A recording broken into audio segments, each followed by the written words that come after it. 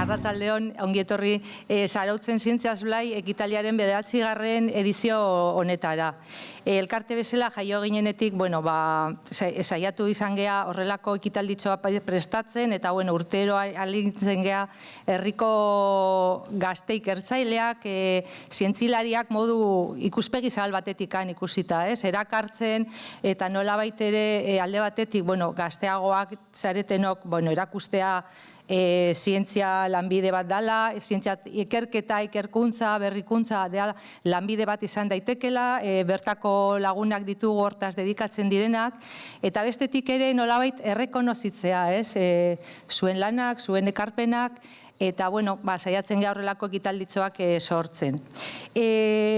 Ohikoa izaten den bezala, daukagu, eredu bezala, hitz egingo dituzte beraiek, hitz egingo dute gure hizlariak, aurten dauzkagu 3 gazte, zarauztar, Miren Juaristi, Arbi Larregi eta Inigo Kamika. Berarekin batera, gonbidatu dugu Ula Iruretagoiena, gustatzen zaigu edo iruditzen zaigu aportatzen duena pertsona eskarmentu gehiago dituena edo lan gehiago egin duena edo gogoeta gehiago egin duena horrein inguruan gonbidatzea. Eta aurten nahi gabe eta planifikatu gabe suertatu zitzaigun 3 gazteak hiria, eraikuntza, hirigintzarekin zerikusi dituzten erakutsi behar diguten proiektuak, orduan, beretaz gogoratu ginean Ularekin, gero hitz egingo dugu. Baina hemen ikusten dezuen bezala 3 pertsona bakarrik daude, Miren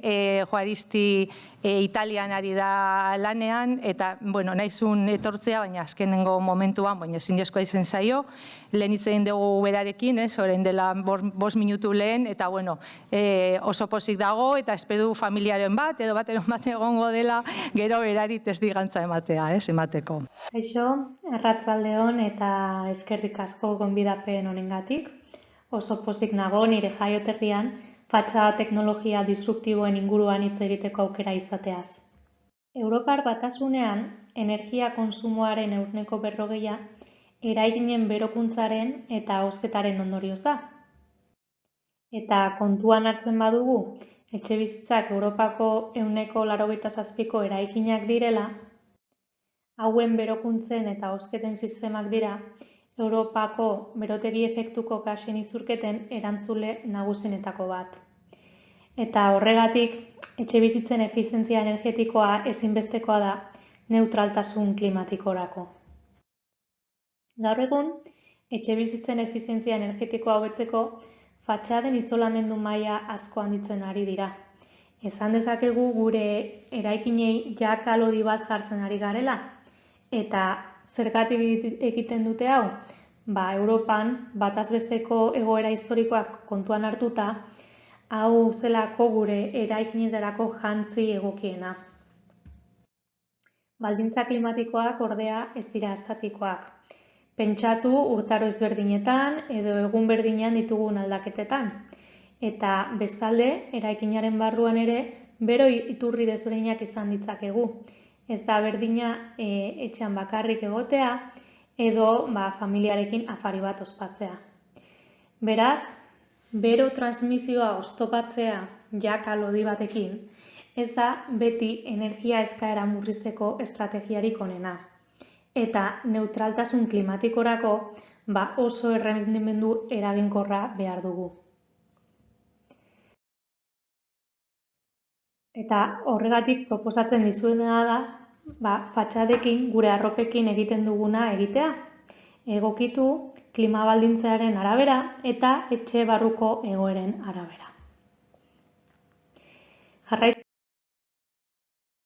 badugu gure arropen adibidearekin, denok dakigu ez dela berdina kolore argiko edo iluneko kamiseta bat eramatea eguzkiak jotzen badu. Eta bistakoa da, kamiseta me baten edo jertse lodi baten arteko aldea. Azkenik, pentsatu kirola egiteko erabiltzen den arropa teknikoan. Zure larruazalaren eta ehunaren artean aire zirkulazioa ahalbidetzen dute galera termikoak erraztuz. Gure fatxadan zehar, beroa noiz blokeatzen dugun eta noiz trukatzen dugun erabakituz, murriztu ditzakegu eraikinen berokuntza eta hozte sistemak. Eta agian, klima eta eraikin batzuetan guztiz kendu ahalko genituzke. Balidatu gabeko kalkulu itxaropenentsuen arabera, energiaren erabilera nabarmenki murriztu litzeke, adibidez, bero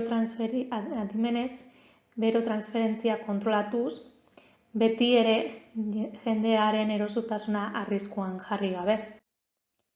Eta nolakoak dira fatxada teknologiko disruptibo hauek fatxada opako egokigarriak? Eta hainonak badira, zergatik ez duzue inoiz entzun fatxada hauei buruz hitz egiten. Galdera ona da, gai honi buruz doktoretza egiteko bezain ona. Eta doktoretza hasi nuenean, egiaztatu nuen lehenengo gauza izan zen, kontzeptu teknologiko hau ikerketa zientifikoaren emaitza zela. Eta gainera, ikerketa zientifikoa disiplina isolatuetan egiten zela. Gainera, pertzepzio orokorraren arabera, teknologia konplexuak garestiagoak dira eta iraunkortasun baxuagokoak. Eta horregatik kontzeptu teknologiko asko hasierako garaipen etapetan gelditzen ziren beti. Bestalde, ikusi nuena zen, ezagutza txikia zegoela fatxada opako egokigarrien inguruan. Adibidez, ez genekien zer eragin izan zitekeen eraikin motak, orientazioak, klimak eta bar. Eta galdera hauei saiatu nintzen erantzuna ematen nire ikerketaren lehenengo urtetan, doktoretzaren, eta fatxada egokigarriak eraikitzeko erabilgarriak izan zitekeen teknologia eta baita material egokigarriak identifikatu nituen. Gainera, ulertu ahal izan nuen noiz eta nola erabili beharko ziren fatxada egokigarri hauek eta lor zitezkeen hobekuntzak gaur egungo fatxada teknologikoekin alderatuz. Bero transferentzia egokitu dezaketen teknologiei buruzko ideia bat emateko adibide batzuk ekarri dizkizuet hemen, eta alde batetik material adimenduak ditugu. Material hauek behin eta berriz beraien propietateak edo portaera aldatzeko gaitasuna dute estimulu jakin baten eraginpean daudenean. Adibidez, ikusten dituzu hemen material batzuk, temperatura aldaketei esker, forma edo kolorea aldatzen dituztenak, edo baita hezetasun aldaketan edo ur edukiaren arabera. Bestalde, sistema mailako teknologiak ere badaude. Ez merkatuan, baina patentatuta. Eta kasu hauetan, mugitzen diren elementuak izan ditzakegu fatxadatan, isolamendu handiko materialak fatxadarekin kontaktuan jartzeko eta kentzeko. Adibidez, hemen aurrenengo irudian ikusi ditzakezue pertsiana moduko bat.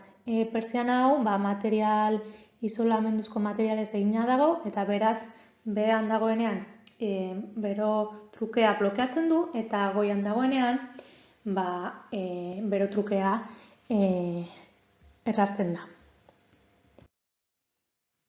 Beste kasuetan, fluido bat mugitzen da fatxadaren sistemaren barruan. Fluidoa geldi dagoenean, sistemak bero galera gutxiago ditu eta fluidoa mugitzen dean, bero trukea ahalbidetzen da. Argazki honetan ikusten duzue garapen handiena lortu duen fatxada opako egokigarri bat eta halare fatxada hau ez dago merkatuan. Nik personalki pare bat defektu ikusten dizkiot hau esplikatuko lukeena. Kasu honetan, airea fatxadan zehar garraiatzen da eta ziurrenik fatxada barruan kondensazio interstizialak sortzen dira iraunkortasun baxua eraginez eta konportamentu termikoa zigortuz. Doktoretzako galderei erantzuna eman eta gero, hurrengo urrats logikoa zen produktu garapenean lan egitea fatxada opaku egokitzaileen potentziala balioztatzeko, eta baita ere iragankortasun eta kostu eraginkortasuna bermatzeko. Produktu garapenerako ezinbestekoa da diziplinarteko ikerketa eta baita laborategi espezializatuak eta dirua noski.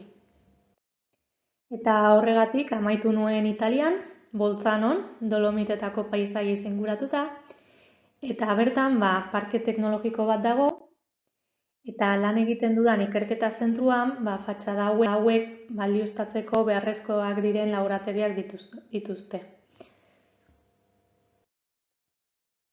Gainera, bertako lankideekin produktu hau garatzeko beharrezkoak diren espezialitateen zati bat estali dezaket, eta bertan lan eginda ikerketarekin jarraitzeko behar nuen ia dena nuen, ezta? Finantziazioa eta material inguruko ikerketa bakarrik falta zitzaidan. Eta horregatik idatzi nuen proiektu bat EIC Pathfinder deialdirako. Deialdi honek teknologia berrien inguruko ideia ausartak bilatzen ditu, etorkizuneko teknologien garapena sustatzeko. Proiektu hauetan, kontzeptuak egiaztatu behar dira, diziplinarteko ikerketari esker, eta justu hau zen nik behar nuena, ezta? Eta horregatik ZIRAF proiektua aurkeztu nuen eta EIC-ak aukeratu. Jada ez da doktoretzako ikerketa bat, diziplinarteko ikerketa da, eta ZIRAF taldea osatzen dugu lan egiten dudan ikerketa zentruak, unibertsitate batek, 2 startup eta enpresa txiki batek. ZIRAF proiektuan hainbat arlotako puntako teknologiak biltzen ditugu, hala nola aerospaziala, biomedikuntza, nanomaterialak, kimika, Internet of the Things, eraikuntza eta arkitektura. Eta ikusten duzuen bezala ekipo handi bat ari gara hontan lanean. Eta honi esker, isolamendu maila handiko fatxadak, jakalodi horiek, ordezkatu nahi ditugu, fatxada opako egokigarriekin.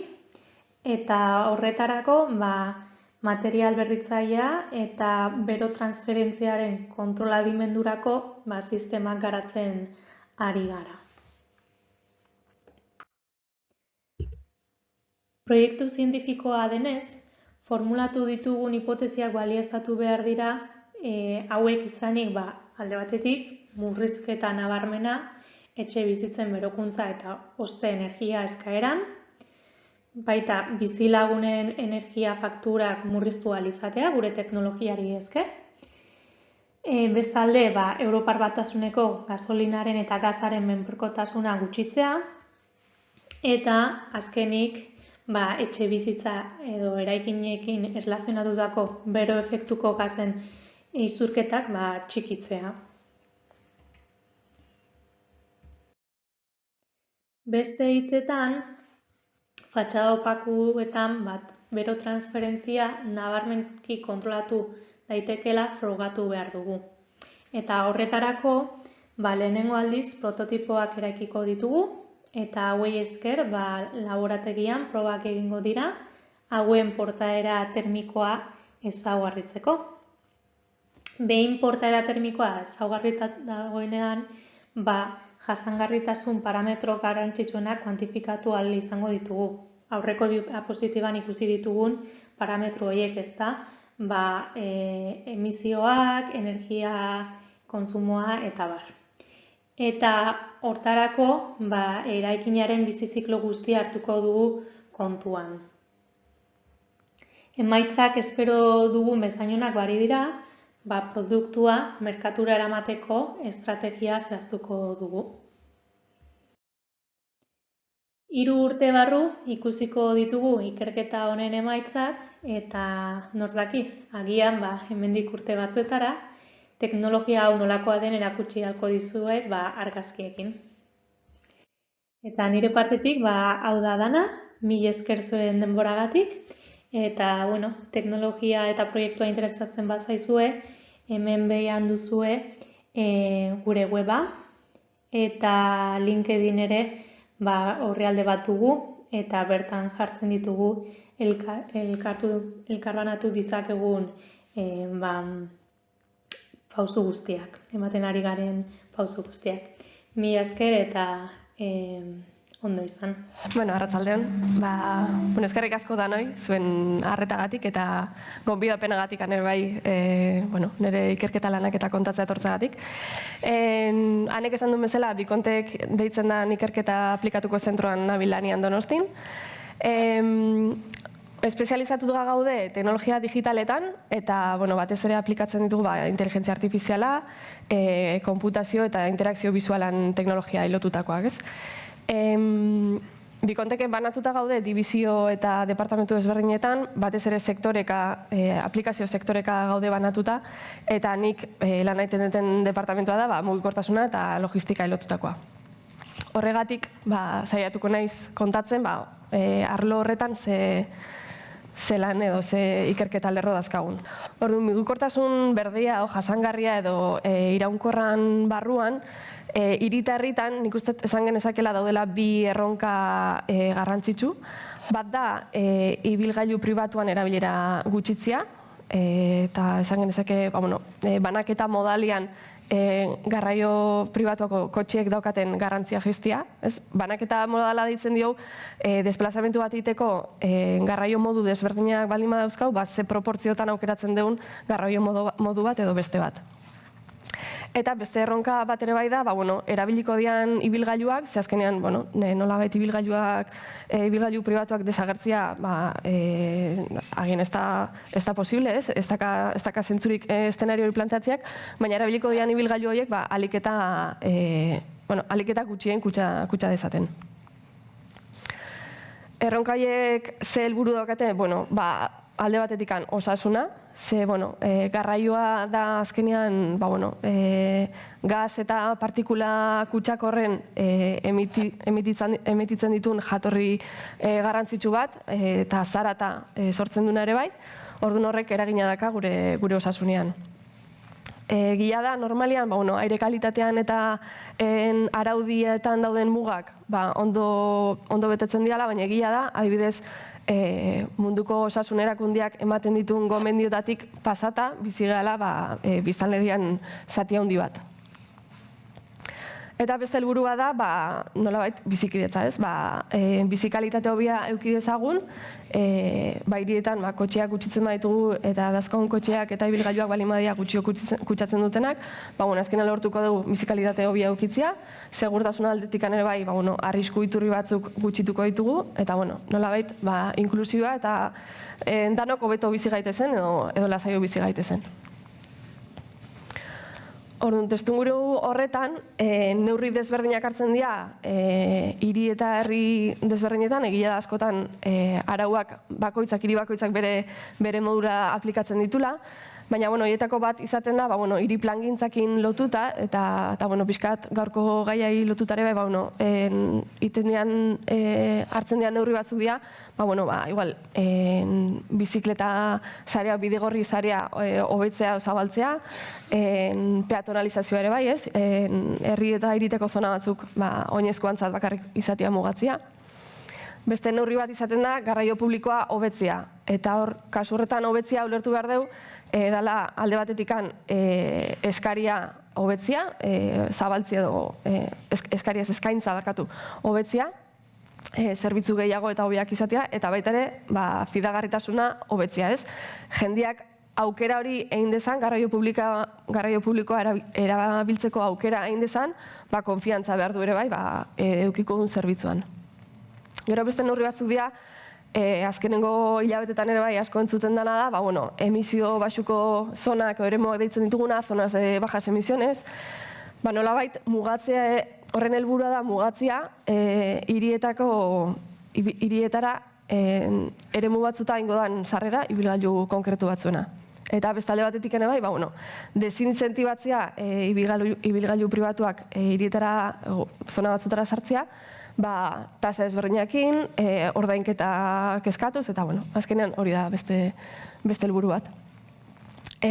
gai garrantzitsu bat hiriko mugikortasunan eta bizikidetza horretan hobetzeko da, azken kilometroko banaketa, merkantzien banaketa daukan efektuare bai trafikoan eta bai espazio publikoan erabilpenean. Eta hor ere, neurri desberdinak hartzen nahi dira hiri desberdinetan. Izan daitezke ordutegia mugatzea, erreserbak egin berra leku batzutan furgonetak aparkatzeko entregak egiteko, edo baita ere tasa mota desberdinak. Eta orokorrian neurri hauetako asko hartzen dira plan desberdinan barruan, ez? Diagnostiko bat egiten da eta estrategia bat planteatu ze neurri eta ze helburukin aplikatuko dian. Neurri hau edanak eta erronka hau edanak, ikerketa lerro adibide desberdina plantatzen dizkigute. Kategorizazio hau dago hartuta, Civitas da Europako iniziatiba bat, Europa mailan dagoena, eta ikerketa proiektuak bultzatzen dituna, hiri asko hartzen dute bertan parte, eta helburua da probatzia eta ikustea nola funtzionatzen duten neurri desberdinak eta innovazio desberdinak alde horretatikan gauzako betzeko, ez?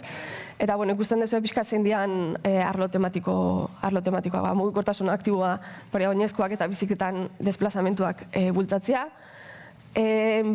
Biztanleon portaeretan aldaketak edo sorrarazi eta behiek kudeatzea, ibilgailu garbiagoak eta energia iturri garbiagoak erabiltzea, garraio publikoa bultzatzea, eskaria eta hiri espazioan kudeaketa hobetzea, eta barrez.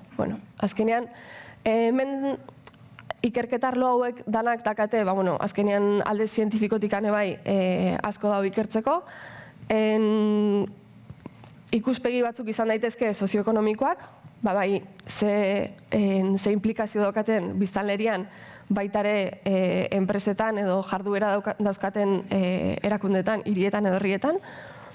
Eta, baitare dago beste arlo bat, izan daitekena teknologikoa, ez? Eta gure kasuan, bikonteken eta nahi tokatzen zaitenan aldetikan, guk ikerketa arlo hauetan hartzen duguna da pixkat ikuspegi teknologiko hori. Orduan, nire kasuan, pertsonalki, nire departamentuan nazkaun ikerketa lerro desberdinan tartean, nahi gehiena tokatzen zaizkiten teknologiak dira, adimen artifiziala eta konputazioa, GIS sistemak eta mapak, informazio geografikoa gestionatzea, lokalizazio informazioa, geolokalizazioa, datu baseak eta big data ditzeiona, datu kopuru handia, baina komponente espazio-temporala daukana gehienetan, eta baita ere optimizazio algoritmoak. Orduan, teknologia horiek danak aplikatzen ditugu aplikazio desberdinetan. Nire kasuan, gehiena tokatzen zizkiten aplikazioak izaten dira, hiri edo herri horietako mugikortasuna modelatzea eta aurre ikusten saiatzea, ibilbide desberdinean kalkulu optimoa nola kalkulatu, ibilgailu elektrikoen konsumoa estimatzen saiatzea, edo baitare flota ezberdinean kudeak eta egitea, ez? Orduan, azkenengo puntu horiekin pixkat lotuta, saiatu nahiz ekartzen, adibide pixkat konkretuago batzuk, teknologikoki, ze ekarpen zientifiko, ze arazo konpontzen saiatzen eta nola. Orduan, ibilgailu eta flota elektrikoan kasuan, azkenean, esan dugun bezala, ibilgailuak nahi deula saiatzea ahalik eta gutxien kutsatzea, edo, eragin aire kalitatean eragin gutxien aukitzea, elektromobilidadea da moduetako bat, ez? Deskarbonizazio prozesu horretan, beste metodo batzuk dira, hartzen dian teknologia dira, igual hidrogenoa edo beste desberdin batzuk, ez?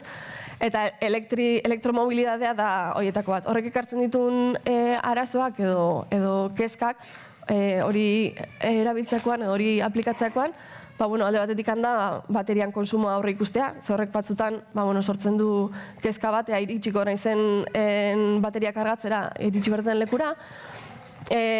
Ulertzea ere bai, ea ibilgailu mota horiek egokiak dian erabili nahi duten zerbitzurako, ez? Ez daukagu zertan pentsatu erabilera pribatu baten ikuspuntutik, baizik eta enpresa baten ikuspuntutik edo. hori range anxiety deitzen dioguna, iritsiko alnaiz, iritsi barreten lekura bateriakin, ez? Eta hori, baita ere, nola planteatu bateria kargatze estrategiak, ibilgailu bat baino gehiago daukanean, adibidez, flota baten kasuan, ez? Orduan, proiektu pare batetan oain lantzen aigean, landu dugun ariketa bat izan da, saiatzea sortzen baterian konsumoan estimazioa ingo duen modelo bat, inteligentzia artifizialakin, oso modan daun gaia da. Hor, aplikatzen duguna saiatu gara pixkat ulertzen ze aldagai o ze faktorek daukaten eragina baterian konsumo horretan. Eta kontuan eduki ditugu hiru arlo garrantzitsu, ez? Alde batetik handia kanpo baldintzak. Hor ikusi dugu, azkenean eragina handia daukana da, baterian konsumoan ze ibilbide mota ingo deun, hiri barruan edo errepide autopista batean egiten den konsumoa oso desberdina da, bateria funtzionatzen duten moduangatik. Badibez, azkenean frenatzeakin eta geratzeakin eta bateria kopuru bat regeneratu ere egin daiteke. Egoera meteorologikoak eta trafikoak ere bai eragina izan dezakete zenbat konsumitzen deun. Eta gero baita ere, ibilgailua behan izateko moduagatik edo bere ezaugarriangatik aldatu daiteke ere bai zenbat konsumitzen den. Eta baita ere gidarian portaera. Gidatzeko modu agresiboago bat edo defensibo bat baldin badakau, asko aldatzen da ere bai zenbat gastatuko du. Orduan, eta kontuan eukitze du baita ere, ze okupazio dakan, ez? Ibilgailuan zu bakarrikan zoazen gidatzen edo jende gehiokin zoazen, eta baita ere, konforaldetikan kalefazioa jarrita dakan, aire girotua, eta bar. Orduan, hori edana kontuan eukita, sortzen duen modelo batekin, hori aplikatzen du planifikazio bat iteko, ez? Ruta desberdinak iteakoan, saiatu erabiltzen modelo hori planifikatzeko, noraino iritsiko nahi zen, kargatu beharra izango deten edo ez, eta zein den ibilbideik egokiena gure helbururako. Eta hori jarraituz, gomendioak eman edo alertak ere behar izan ezkeo. Orduan, ze teknikoki ze pausu edo ze lan mota egiten ditugun hemen, alde batetikan datuak lortzea. Bai, datu errealak ibilgailu konkretu batzun kasuan, edo baita ere datu sintetikoak, simulazio bide sortutakoak. Kartografia eta grafoak prestatzea, azkenean oinarritzen geana da, gure hirietako edo herrietako kaleak eta errepidetako bide horiek adierazten grafo bezala, nola dauden konektatuta behaien artean. Jaso ditugun datuak, grafoa dana, nola kodetu eta nola egituratuko den informazio hori fitxategitan, zutabetan, nola egituratuko den hori. Gero, algoritmoak garatzea eta probatzea, ebaluatzea ber ze emaitza ematen duten, eta jokatzea pixkat modelo egokienak aukeratzen. Modelo hori gero planifikadore batean integratu, planifikadoreak ibilbide egokiena kalkulatzakoan gauzaiek kontuan eduki ditzan. Baita ere, ibilgailuetatikan denbora errealian gai izatea neurketak jasotzen, aplikatu alizateko, eta gero gomendio algoritmoak ere bai implementatu eta probatzea ere bai. Orduan, erakusteko hemen pixkat adibide batzuko ulertzen saiatzeko, grafiko honetan erakusten deuna da planifikazio batekin, kurban berakadi joana da baterian egoera, ez? Azten da 100 batetikan eta dijoa jaizten. Zenbat eta, segun ze gidatze estilo daukagun, azkenean jaitsiko da gehiago edo gutxiago. Hor, kurba gorriakin erakusten deuna da elebazio perfila, ez? Eta, planifikazio horretan ebai, optimizazio aukera desberdinak sartu ditzakegu. Gure helburua izan daiteke, izatea alik eta ibilbide azkarrena, leku batetik beste batea iristeko, edo helburua izan dadila, alik eta bateria gutxien konsumitzea. Orduan, ikusten da kasu horretan, planifikadoreak eman dizkigula, bi ruta desberdin, leku batetik beste batera juteko.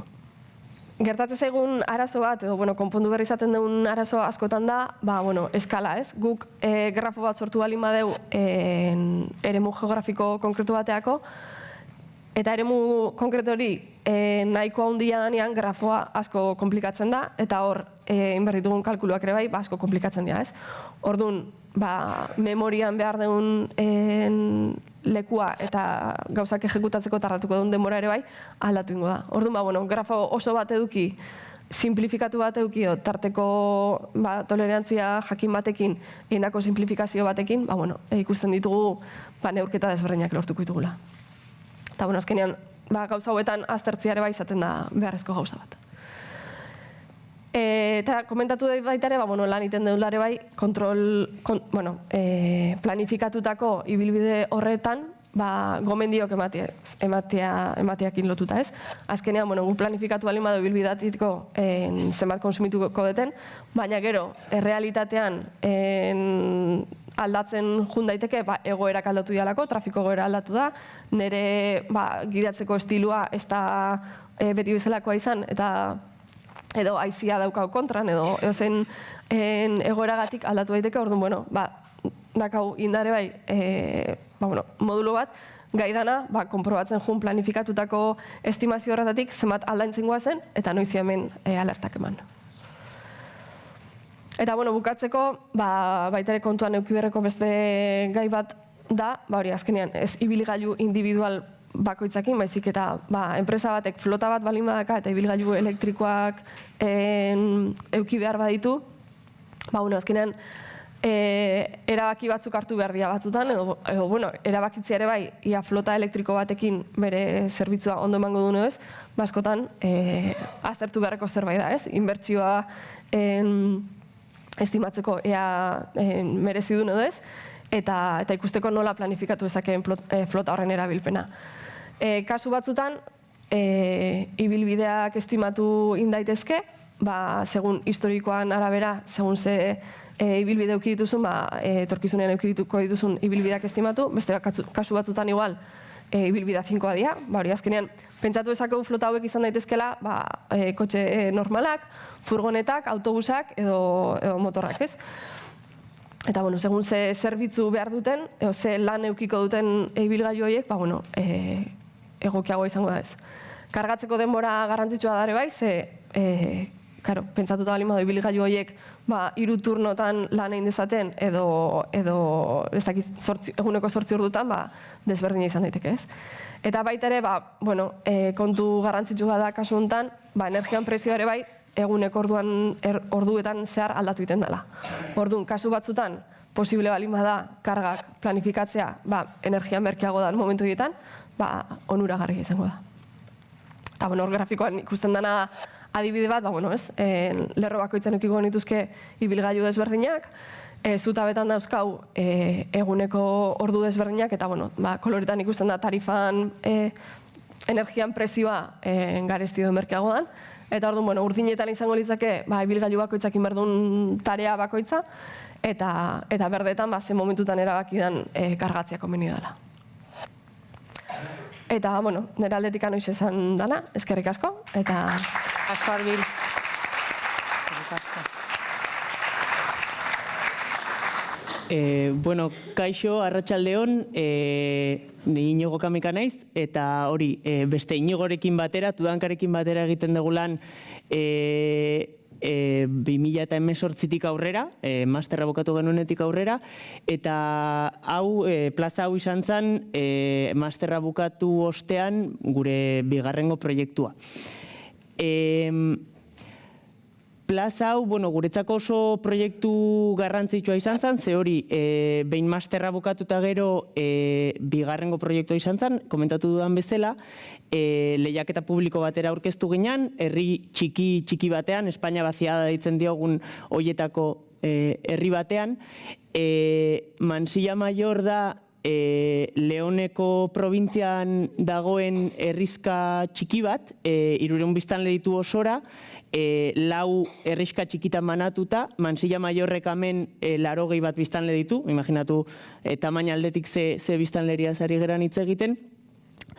Eta, kontekstu testuinguru horretan, gure lehenengo ardura sartu ginenean izan zen, logika oso urbano batetik, hau da, ni zarauztarra naiz, 20.000 biztanle dituen herri batetik, Bartzelonan bizi nintzen garai horretan, area metropolitanoak 4 milioi biztanle dituen hiri batean nengoen murgilduta, eta gure lehenengo arazoa edo gatazka zen nola sartu logika hain txikian, ezta? Osea, hain urbanotik hain aldetu dagoen logika batean. Eta lehiaketa egiten geunden momentuan, Tierra de Campos liburuari nintzen irakurtzen, eta bueno, nolabait, horrela titulatu genuen baita lehiaketaren leloa edo, Tierra de Campos, ze iruditzen zitzaigun, Mansilla Mayorren nolabaiteko esentzia, hori zela baita, ezta? Azkenean, ez dakit honek laserra daukan? Bai. Mansilla Mayor dago Porma eta Esla Dueroren bi afluenteren tarte horretan, eta ikusten dezuten bezala, azkenean, herriak oso lurkopuru txikia okupatzen du. Ia beste guztia da, hori, eremu agrario bat, ezta? Eta orduan, partzelario horrekin, irudi horrekin, sartu ginen plaza egitera. Lehiaketaren proposamena nola baitzan, udaletxearen eta kulturetxearen arteko eremua egitea, bertan dago herriko uriturria, eta, bueno, gure lehenengo erabakia izan zen, horrelako herri txikitan, noski, ez dago finantziazio handirik, oso mugatuta dauzkate aurrekontuak, eta gure lehenengo erabakia izan zen, udaletxe eta kulturetxearen plaza egin beharrean, Erdiko kalea eta Elizaren plaza ere dena batera urbanizatzea. Zergatik, azkenean diputazioatik etortzen dira normalean diruak horrelako interbentzioak egiteko, eta normalean ez daukate urterozko jarraitasun bat, ezta? Eta orduan oso garrantzitsua zen horrelako toki batean, simbolikoak ziren 3 eraikinak nolabait lotzea, ezta? Eta, bueno, lehen komentatzen nuen logika horretan, hau zen plaza egin baino lehen zegoena, mugikortasunaren inguruan ari zan lehen arbilitze egiten, eta, bueno, 20. mendean mundu asfaltatu genuen, orduan etzegon plazarik, dena asfaltoz betea zegoen, eta herriko plaza zen, kotxeak buelta emateko, gelditzen zen espaloi glorieta moduko hau, eta hau zen iturria. Eta, bueno, gure intentzioa zen, esentzia hori ez aldatzea, ze puntu bat zeukan interbentzioa, egin behar genuen ariketa, nolabait, ezintzuela izan oso impositiboa, badago hemen xarma bat, hori, denbora nolabait pixka bat mantxo pasatzen dela, ez direla gauza pila gertatzen egunero, besterik gabe, ona hurbiltzen direla bizilagun guztiak, ze manantial batetik dator ura, naturalki, denbora guztian dago isurtzen ura hor plaza erdian, eta orduan, interbentzioa zen, kotxeak erditik ateratzea, espazioa herritarrei ematea, dena nolabaiteko oial moduko bat da, pavimentu oso bat da, eta elementu simboliko horri, iturri horri, protagonismoa ematea nolabait. Eta, bueno, Tierra de Campos ideia abstraktu horrekin egin genuen plazaren marrazkia. Azkenean, askotan, naiz eta hori, disiplina oso teknikoa izan arkitektura, beti bilatu behartzaio, nondik atera eskusa edo nondik atera erreferentzia egiten zaudenak testuingurarekin zentzua eukitzeko, ezta? Eta orduan, hartu genuen paisaian zegoen irudi hori, partzelari hori, eta besterik gabe, etxe bizitzen marrak eta jarraitzen, montatu genien, herriko plazan, paisaian eskala makroan zeukaten, antzeko marrazki bat. Eta gero, nolabait esentzia hori ez apurtzeko, ze hori zan gure bildurra, apal sartu ginenan, plazak ez dauzka oso elementu gutxi ditu. Komentatzen nuen iturria, inguratzen dituen arbol hauek, zuhaitz hauek, tiloak eta olmoak, azkenean itzalona emango dutenak, azten direnean, ze oraindik nahiko gazteak dira, eta gero bukatzeko bankutxo batzuk, ezta? Eta pavimentu hori. Hemen obrako irudi batzuk, hau da, iturria izango zana, behin desmontatuta geneukanean, noski denbora guztian ari zen ura isurtzen, orduan oso polita zan bisitak egiten genituenean, azkenean jendea egunero etortzen zela, garrafak eta betetzera, etxeko ura, hau da beraien etxeko ura, ez da saretik aiatzen zaiena, ezta? Eta beste irudi hau baita asko gustatu zitzaigun, ze oso kuriosoa da, azkenean proiektu urbanotan lan egiten degunean, oso kontziente izan behar gara, azkenean diseinatzen deguna oso inpaktu handia izango du, hau da, biztanle askoren, bizilagun askoren bizitza nolabait kondizionatuko du. Eta, hortan pentsatzen ari zarenean, adibidez, iturria diseinatu genuen jendea uraren ondoan etzan eta eguzkitan egon alizateko, eta polita iruditu zitzaigun, oraindik obretan zegoenean plaza, antzeudela ja, bi pertsona, bi txabal hor jarrita, iturriaren ondoan, nahiz eta iturri provisionala egon momentu horretan, ezta? Eta, iturria diseinatu genuen oso elementu simple bat bezala, hormigoi prefabrikatua zeginekoa, azkenean, garrafa horiekin etortzeko, hemen tramex batekin garrafak era eroso batean apoiatzeko, eta nolabait, biztanleria nahiko zahartua dagoen toki honetan baita, adibidez perimetro guzti honetan oso garrantzitsua da erabiltzaile horietan pentsatzea eta nola erabilituko duten espazio hori, ezta? Orduan, inguru guzti honetan adibidez, dena dago pendientearekin ura joateko eta rejilla hauek daude naiz eta neguan ur hori izoztu ez irristatzeko. Eta hemen ikusten da Andre bat bere bidoiak betetzen, ezta? Eta hau da elementu zentrala, iturria, denbora guztian ura isurtzen dagoen elementu hori. Eta gero, beste protagonista nolabait, baina hor bigarren maila batean gelditzen dena, pavimentua. Azkenean, nola plazaren azalera bikoiztea erabaki genuen, diru kopuru berdinarekin noizki, oso elementu apalekin egin behar genuen, ia 2000 metro karratuko interbentzio bat. Eta azkenean erabaki genuen, hor ondoan zegoen hormigoi enpresa batekin lan egitea, eta aridoen mezkla ezberdinak erabiltzen, nasketa ezberdinak erabiltzen, eta pulido edo desaktibatu ezberdinak erabiltzen, azkenean testura ezberdinak lortzea. Eta horrekin lortzen genuen, zelai edo hoien irudia nolabait errepresentatzea.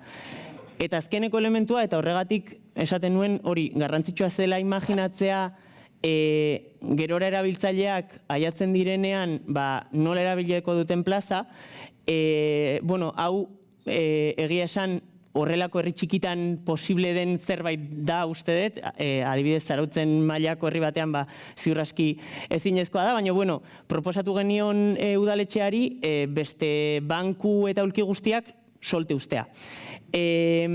Karo, 80 bizilagun dira, danak ezagutzen dira elkar, norbaitek aulki bat hartzen badu eta bere lorategira eramaten baldin badu, azkenean notatuko da plazako aulki bat dela, ezta?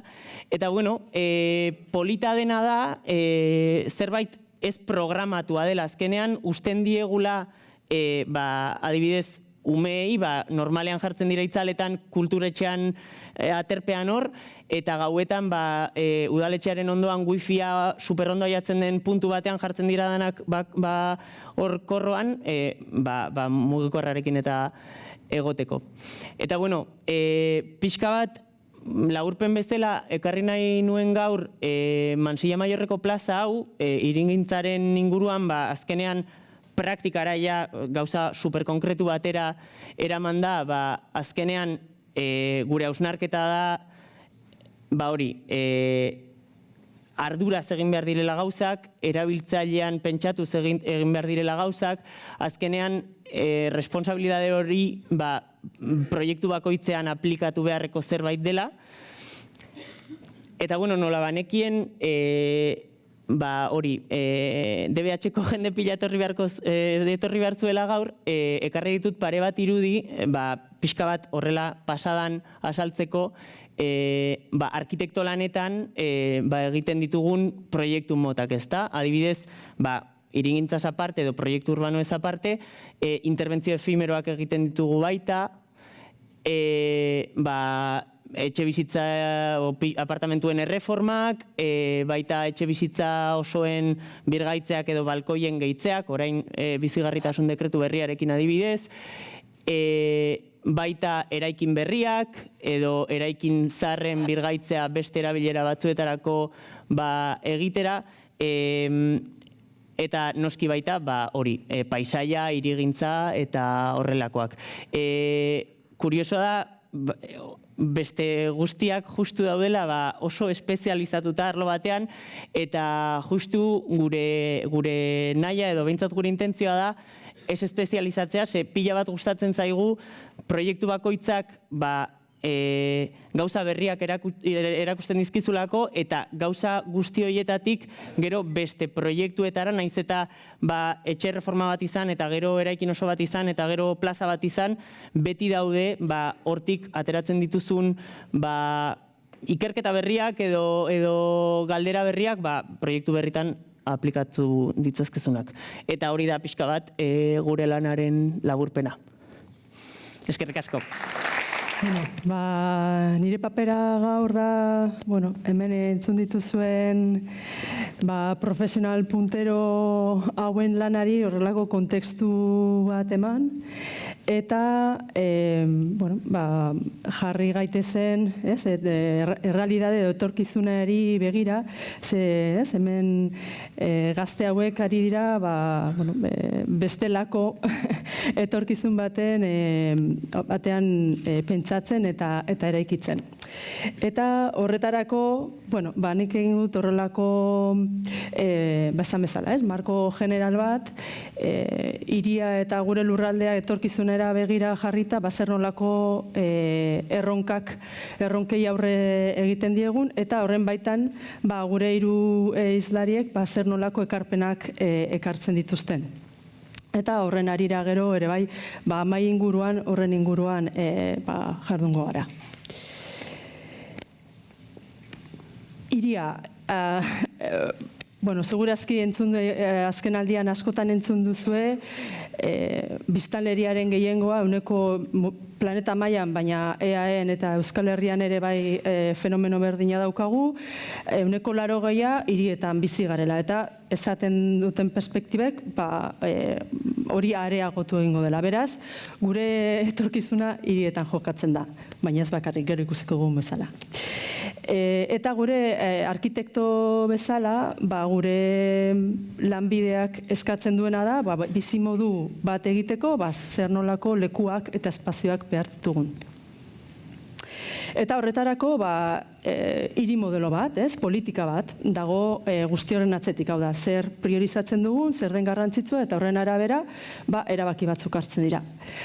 Eta gaur eguneko kontekstuan, eta bai Arbilek eta Mirenek esan digute egiten ari garela gauzak, teorian bizimodu, gure bizimodu, giza bizimodu aurrera egiteko, bai baliabide naturalak eta gero denontzako bizigarria den hiri eta lurralde bat eraiki behar dugu, eta horretan ari garela gauzak, gauzak zikintzen eta gure gorputzak gaixotzen.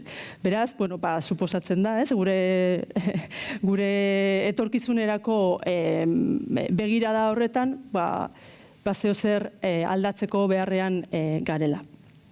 Orduan, erronkei begira, nik hemen batzuk planteatuko dizkizuet. Egia da, hiria eta lurraldea hitz egiterakoan, denetaz ari garela pixkat, ez? Eta, hau da, espazioak, ez? Badauzkala dimentsio soziala, ekonomikoa, bai? Eta ekologikoa. Eta horretatik hasiko naiz. Pentsatzen dut, edo nire irakurpena da, krisi, gauden krisi ekologiko eta energetiko honek ekartzen digun, lehenengo, ez dakit, sustua da, ez? Pentsatu behar dugula ez gaudela bakarrik, ez da? Gure giza bizitza aurrera emateko, ari garela horrela termita batzuk bezala, eta hartzen dut metafora arkitektoniko bat, ez? Egituran termitek egiten duten gauza bera, guk lurraldean hori egiten ari gara, ez? Oso modu kolonizatzailean, ez? Deboratzen dugu, ez? Hor jartzen garenean leku batean, bizitzen, eta lehenengo gauza inkorporatu behar duguna da, gure hiriak ez direla bakarrik ikusten ditugun eraikin horiek, baizik eta kontekstu vegetal batean dagoela, nun animaliak, fungiak, intsektuak, beste bat biztanle dauden, eta oso kontzeptu polita, sinergiarena, elkarrekin, loturak sortu behar ditugula, bestela, batak bestea jaten diolako. Naiz eta hori ustetan hori dela naturaren funtze ekologika, ez da horrela, baizik eta sinergetikoa, hau da, baten faltan baldin badago, bestean eragiten du, eta hori deitze zaio ekosistema. Etorkizunean, hiriak modu ekosistemikoan pentsatzeko erronka daukagula uste dut. Eta pentsatuko duzu ezela, hiriaren janaria edo bizimodu bat zehazterakoan, funtsezkoa da, jakitea janaria nondikan datorren, eta gure hiri eta lurraldetan janaria oso urrutitik etortzen da. Hirien hortua kilometroetan dago eta gertu dagoena ez dugula zaintzen. Hiriak benetan naiz eta lehen sektorea diogun hori turismorako erabiltzen dugun postalean garrantzia eman, benetan hiriak behar duenean errepide bat, benetan pentsatzen du, errepide hori dagoen lur horretan dagoen, animali edo bestelako hortuak kentzerakoan, hor zer baloratzen du, ez? Badakigu zer den baloratzen duena. Eta, etorkizunean, askoz gehiago pentsatu beharko dugu janariaren prezioan, eta gure hiriak egiterakoan, hazkuntza horretan edo gure ongizate horretan, gure inguruko paisaia horren zaintzaiek, zer nolako bizibaldintzak eta zer nolako harremana daukaten hiriarekin. Ze askotan, bigarrengo biztanleria bat bezala kontsideratzen ditu hiriak.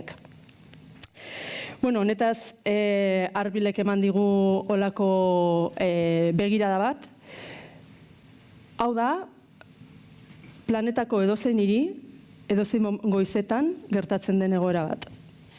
Berdin zait, Los Angeles, Bergara, edo Kalkuta, ez? Egunero, goizero, arratzaldero, ordu punta horretan horrelako estenak daude. Eta honek, gaixotzen gaitu eta gaixotzen du gure gorputza eta gure testu ingurua, ezta?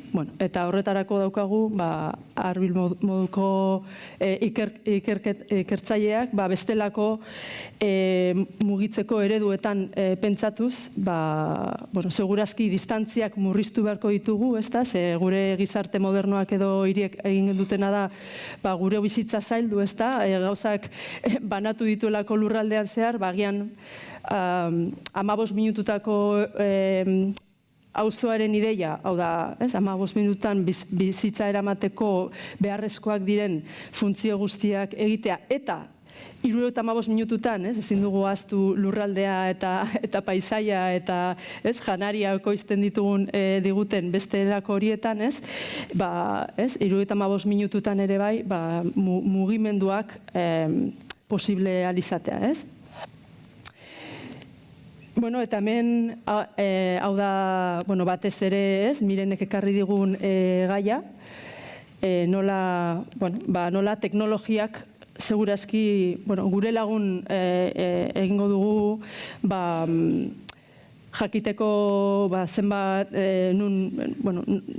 datu, geolokalizazioa ere bai Arbilek kontatu diguna, fatxaden implementazioak, material berriak, segurazki material adimenduak aipatu dira gaur, baina material birziklatuak geroz eta, uste dut, etorkizuna ere bai leku horretatik etorri behar duela, ze hormigoia, datuek diote, azkenengo hamarkadan, 170ko eraikinak hormigoiz eraikiak zirela, eta CO2 zurtzeketa guztien 4% hormigoiak sortzen du, eta ur kontsumoaren 10% ere bai hormigoiak hartzen du. Beraz, ematen du hormigoiaren garai eta arkitektura horren, post garai bat datorrela, eta horretarako bestelako material batzuk behar izango ditugu, energia eta bestelako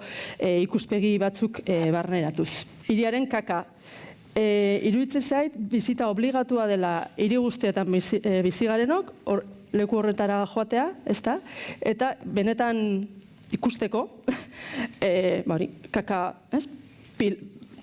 pilaketa horiek, eta hori da gure bizimoduak sortzen duen trasteleku hori, normalean izaten dira ez hiri zentruan, baizik eta hor nunbait lurraldean izkutatuta, gaizku zaintzen du, eta zer pentsa asko ematen du, eta eraikuntzak ere bai hondakin asko sortzen ditu bere prozesuan eta bere bizi prozesuan, eta segurazki hor ere bai beste hainbat ikerlari gazte egongo dira gai hauetan pentsatzen. Eta hemen ja bagatoz, pizkat Inigoren, Inigo ekarri digu ikerketa maila oso sentsible batean, gure espazioen kualitateaz, horrelako lana ekarri digu, eta hiriaren bizigarritasuna etorkizunean aldatu egingo dela, aldatzeko oinarriak sortzen ari da.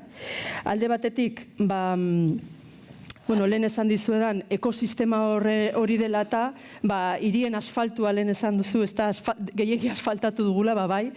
Eta batez ere, ez dugu usten uraren zikloa hirietan barna, segu joan gara, leku batean, eta ibaien gainean eraiki dugu, leku ualdegarritan kokatu gara, horrelako dinamika urbanizatzaileak, horiek segurazki modifikatu beharko ditugu, eta hemendikan aurrera pentsatu beharko dugu kalea ez dela bakarrik zapaltzen dugun hori, baizik eta ze gertatzen den lurrazpian, mundu bat dago, azpi mundu bat, eta noski gainealdean, haizea eta bestelako elementuetan. Hau da, horrelako kalearen ekosistema konplejizatu beharko dugu gure begirada eta dimentsio guzti horietan pentsatzen hasi.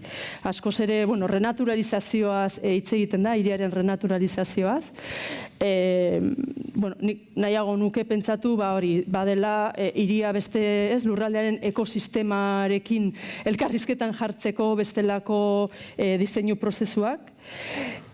Baita, Arbilek esan bezala, autoaren presentzia modifikatu egingo denez, hor bestelako espazio eta bizikidetasunerako leku izango da hirietan, eta horrek posible egingo du bestelako bizitoki eszenarioak diseinatzea.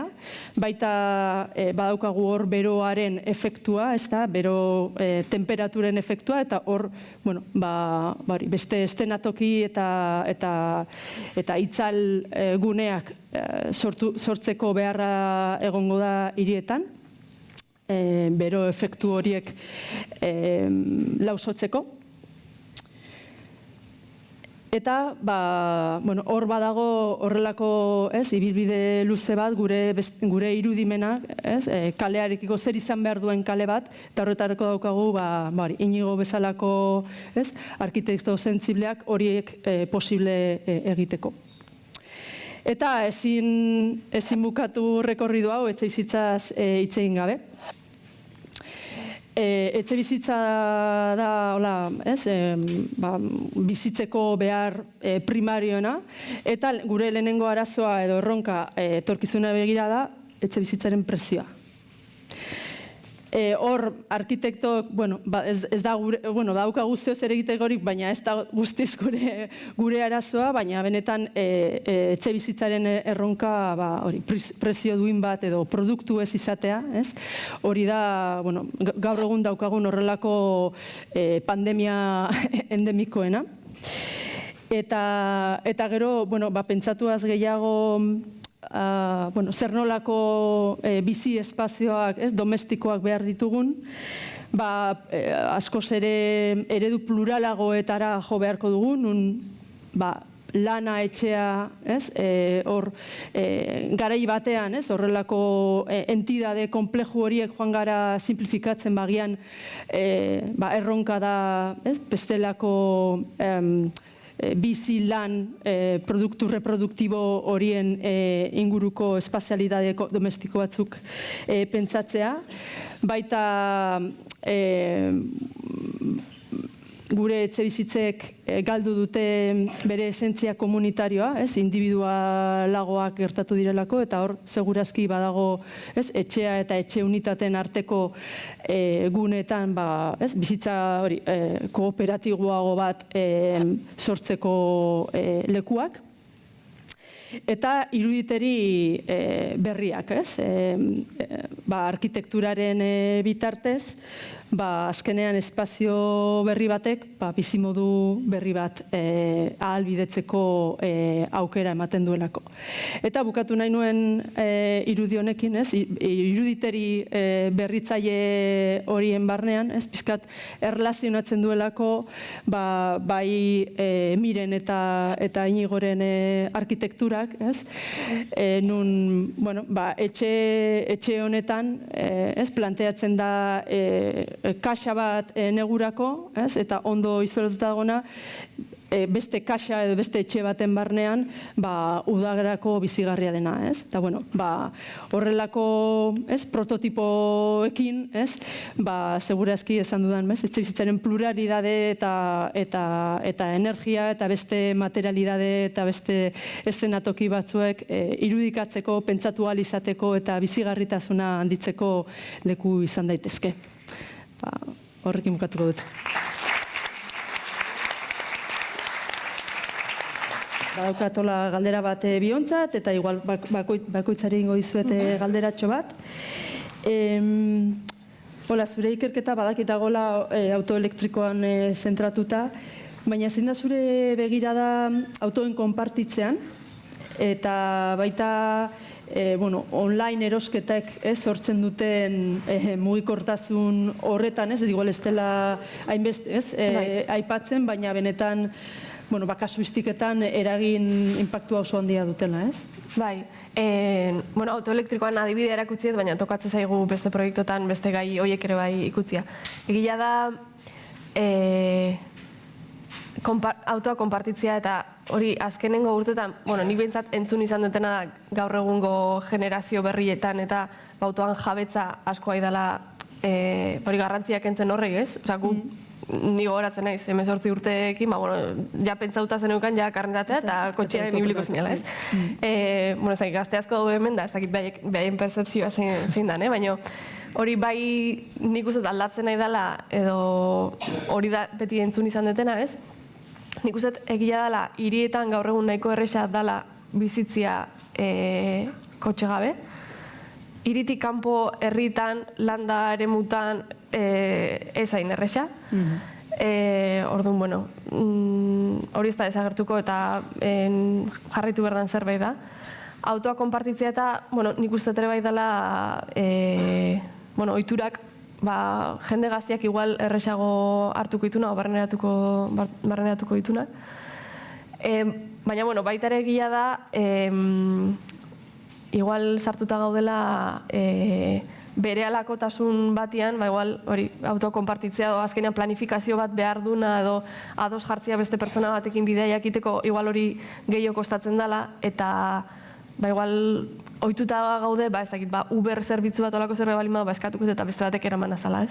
Orduan ez dakit zenbateaino hortikan aldaketa edo zenbateaino sortuko den, ez? Eta gero komentatu duzuna, horrekin lotuta ere bai, bere alakotasuna eta online erosketak eta nik uste ere bai oso barnerauta dakaula eta barneratu arazi digutela ere bai, ez dela ezer kostatzen zure etxeko atariraino ekartzia zerbait eta egun batetik beste irizte zaizula ere bai eta hor nik uste tradizionalki horretara dedikatu dianak eta garraioan dedikatu dianak eta ikuste dutela kompetentzia ez oso garbila askotan, ez? Hori prezioak asko azkenean ez du baloratzen benetan koste bat eduki dezala, bai ekonomikoa eta bai ekologikoa, bere alakotasun horrek eta paketiak etxera ekartziak eta orduan ez dakit, hori nik uste asko barneratu dugun zerbait dela eta ez dakit nola aldatu daiteken.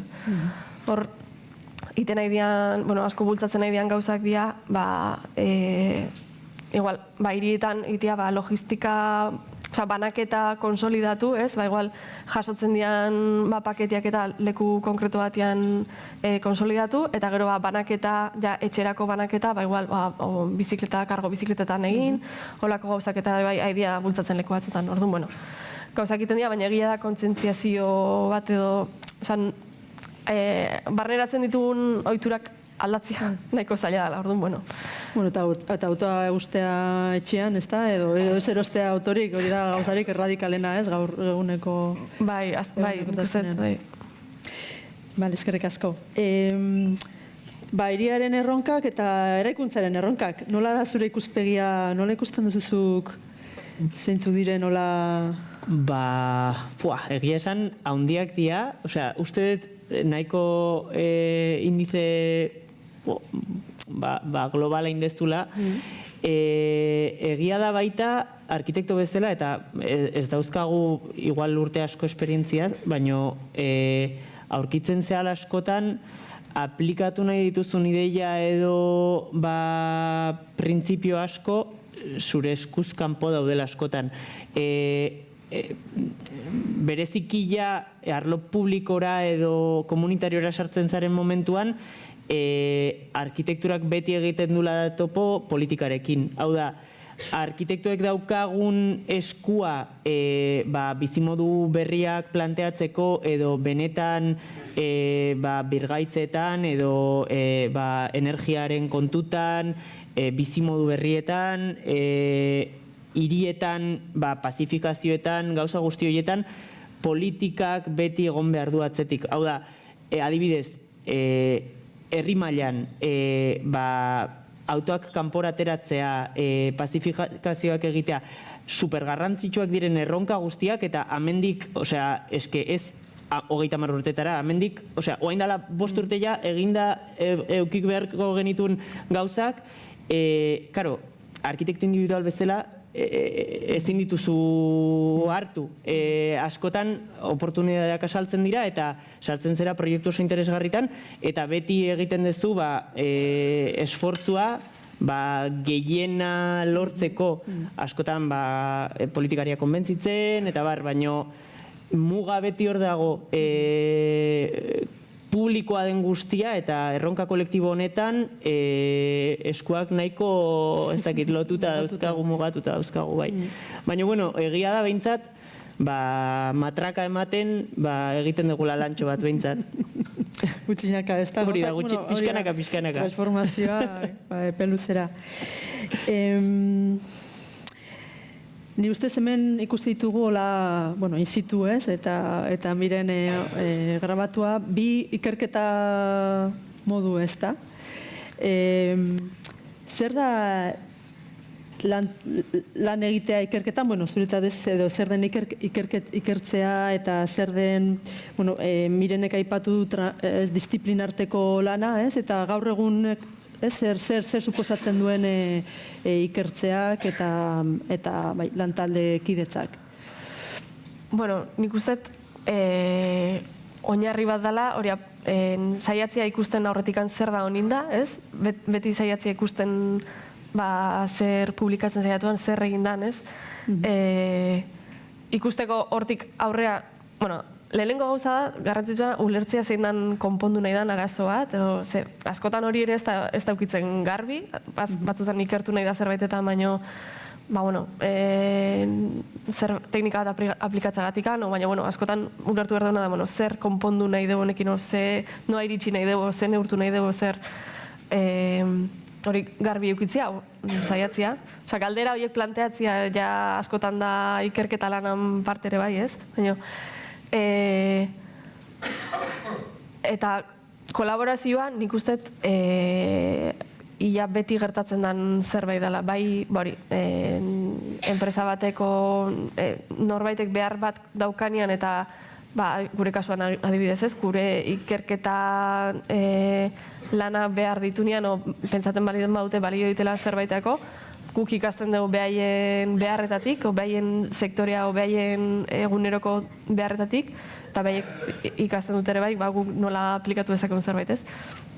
Eta gero asko ere bai, ikerketa munduan ikustet kolaborazioak edo hori da, erakunde desberdinan artean, unibertsitatean artean, enpresen artean, asko lan iten da, guri tokatzen zaigu behintzat lan asko itia konsortzioetan, eta ez hemen bertako jendeakin bakarrik baizik, eta Europa mailan ere bai, herrialde desberdinetako jendeakin, eta egia esan hori bai iruditzen zait oso aberasgarria. Arazo asko desberdinak ikusten dialako eta planteatzeko moduak eta konpontzeko moduak bai, ez? Orduan, egia esan niri askotan tokatu zait eta oso aberasgarria iruditzen zait hori bai. Zure ikerketa perfilak gauzak neurtu, eta grafiko, eta horrelako datu bilketa eta datu horien bizualizazioa, hori da zuen tresna, eta aldiz, eta ni reivindikatzera nator, zure lana ikerketa ere badela, eta zurea gehiago, maila sensible agian objetibazioa ez duena, baina nik agertu dituzun bi argazki horiek ez da, bai emakumea bere ura hartzen eta arkitektura moderno batekin erlazionatzen, eta gero gazte horiek bere egiten arkitektura, nik hor ikusten dut, bere grafikoen traslazioa arkitekturaren lenguaira, ez? Orduan, galdera litzateke, nola ikusten duzu momentu honetan, lana arkitekturaren praktika ikerketa moduan ikusita, eta oro har zer den arkitektua izatea gaur egun. Egia esan, nik ikerketa, hitza igual pixkat, haundi jarrapatzeit, igual hausnarketa esango nuke gehiago, egia da hori askotan, arkitekturak daukan gauza oso polit bat da, arlo ezberdin pila bat ikutzen dituzula. Behar bada, pixka bat gainetik bezala, ez dakit, orkesta direktore moduko tipo bat bezala, baina egia da, espezialista pilakin daukazula erlazioa eta oso polita dela, oso aberasgarria dela, eta proiektura azkenean destilatzen dituzu hausnarketa guzti horien, ikerketa guzti horien nolabaiteko ondorio batzuk, ezta? Azkenean, adibidez, mugikortasunaren inguruan, pila bat irakurtzen dugu, asko informatzen gara, baina azkenean nolabait erabaki, norabide kritiko bat daukagu, hau da, egia da arkitektura eginez baita politika egiten dela, eta pazifikazio bat planteatzen denean, edo urbanismo mota bat edo beste bat planteatzen denean, hor nolabait kristalezatzen ari zara idea batzuk. Eta garrantzitsua da, uniberso guzti hori garbi eukitzea, noruntz joan nahi dezun garbi eukitzea, batzutan hobeto ateratzen zaizu, beste batzutan okerrago, ze proiektu guztiak guretzako dira esperimentu moduko bat, eta beti bada saiakera berri bat, noski azkenean beti errepikatzen dituzu daramatzasun ikasketak, ezta? Hori ezagutza bai. Ezagutzak, baina polita da hori baita, adibidez, ez dakit, Venezian lorategia egin genuenean, agronomo batekin egin genuen lan, eta landarei buruz pila bat ikasi genuen, eta gero jatetxe bat egin genuenean lehen urtean, ezagutza guzti hori aplikatu genuen lorategi horretan, eta oso polita da, hori da, ikerketa guzti horien inguruan ezagutza asko jasotzen ditugula. Hori da, guretzako arkitekturak daukan gauza polita. Horrela utziko dugu, edo zer iritzi zaizu, bai? Bale. Eskerrik asko.